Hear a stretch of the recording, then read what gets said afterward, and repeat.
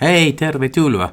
Welcome to this episode of the International Business from Finland podcast with me, Mark Wiltshire, where I take you behind the scenes of my solo enterprise or toiminimi in Finnish, working with directors and business owners of Finnish companies, sharing your workload so you can focus on growing your business. Recently, one of my sales pitch workshop customers made a comment that made me think, this can really have a long-term effect on people. As well as sales pitch training, I've also been meeting people for regular English conversation coaching for a few years now. So I thought I'd share a few examples of how they have benefited from this.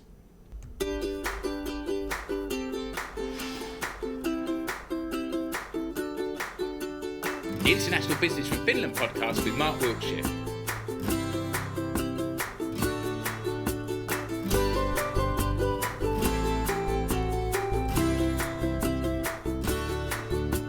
Talking international sales, entrepreneurship, and making connections between Finnish companies, entrepreneurs, and workers migrating to Finland.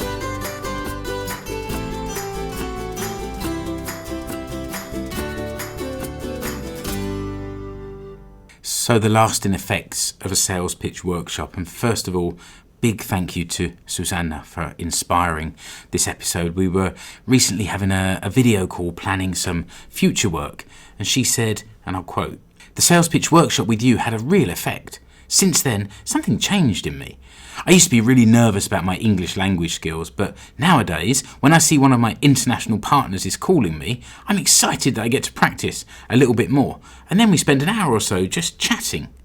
That sales pitch workshop was organised through my other company, Export, and it was 3 years ago. We made a presentation for Susanna to use at trade shows, so it incorporated talking about the More Joy product collection, their range of homewares and kitchenware. And while they were walking around their stand, they could talk about their products. And at the time, I had no idea that Susanna was nervous about talking English. It didn't show, but I was really pleased to hear her comments afterwards. Particularly in the Etelä-Pohjanmaa region, there are many people who have learned English at school, but whose career has then been based in this region, and until very recently there's been very little need to use English in day-to-day work situations. That's starting to change, and people in higher positions in local organisations and companies are seeing the need to improve their spoken English, whether this is for international sales, internal corporate relationships, or to improve career opportunities as businesses become more global. I'm going to share with you a few semi-anonymous examples now of how my English conversation customers have experienced meeting with me regularly and the benefits it's had for them. And thanks to those of you that have allowed me to talk about this. The first one was in preparing for new owners. So Matti was one of the first people to approach me about English conversation coaching after his wife suggested me. So thanks, Maria.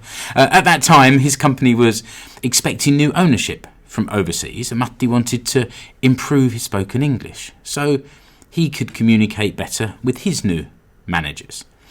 We did this for about a year, learning words specific to the industry that he was working in, and even put together a company presentation that he could deliver in English.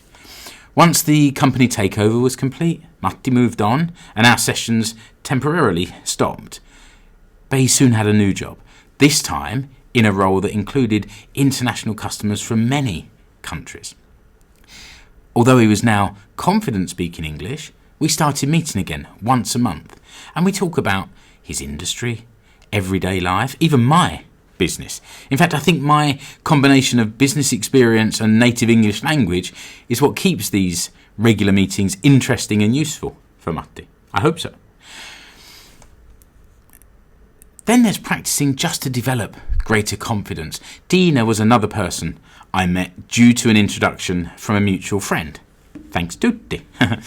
Although English wasn't strictly necessary in her work, Dina wanted to feel more confident using English as her career progressed. For a few years now, we've met on a weekly basis for about 30 minutes and talked. And we talk about work and family and football, especially our shared passion for SJK Seinäjoki team. And also talk about how society in Helsinki, where she is, and Seinäjoki here is coping with COVID restrictions. And it's kind of fun. Sometimes Tina will be in the office. Sometimes she's at home. She's called me while walking through the woods. She even called me from the beach once in the middle of summer, which was a bit mean. But it was beautiful to see the Helsinki beach and sea in the background. And it's impossible to share so much of your sort of everyday life regularly and not become friends. So it was great to be joined by Tina and Tutti at the wedding party we hosted last year when I got married. So it stretches beyond just talking in English. I've got some personal experiences of this as well.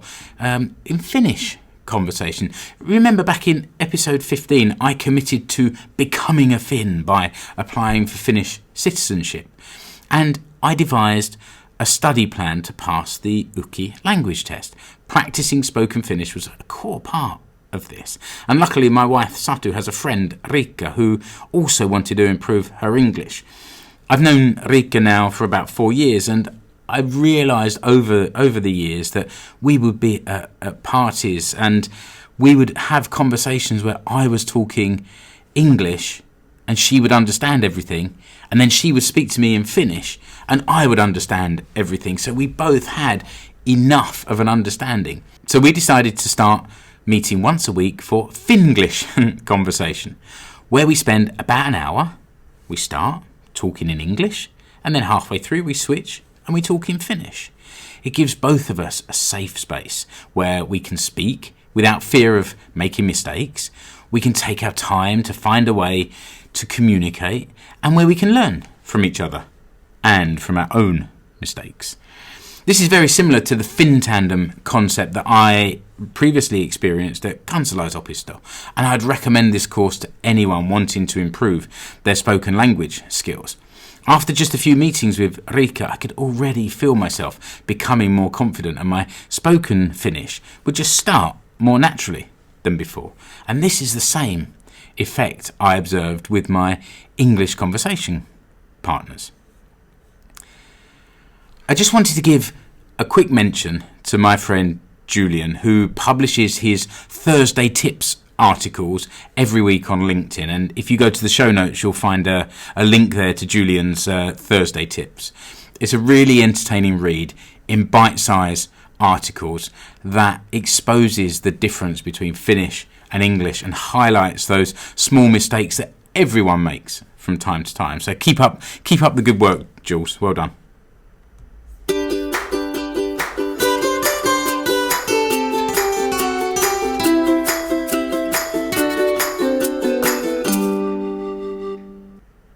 So as is usual on podcasts, I'm going to ask you to rate and review this show, but I'll make it easier for you. Head over to ratethispodcast.com/Wiltshire, where you can leave a review and a rating for this podcast. Also, if you found this podcast interesting or maybe inspiring even to want to improve your English, feel free to buy me a coffee at buymeacoffee.com/Wiltshire. I do, after all, live in Finland, the country with the highest coffee consumption per person. So what way to better show your appreciation than throwing a few espressos in my direction to help me through the long, dark Finnish winter that we're heading into. Cheers. If you want to contact me, feel free to reach out at mark.wiltshire.tmi@gmail.com. Your email comes directly to me. Thanks as always to Mark from the superb Dodo Bones for the theme music. There's a link to their website, dodobones.co.uk, in the show notes. But that's it for now. Until the next episode, goodbye.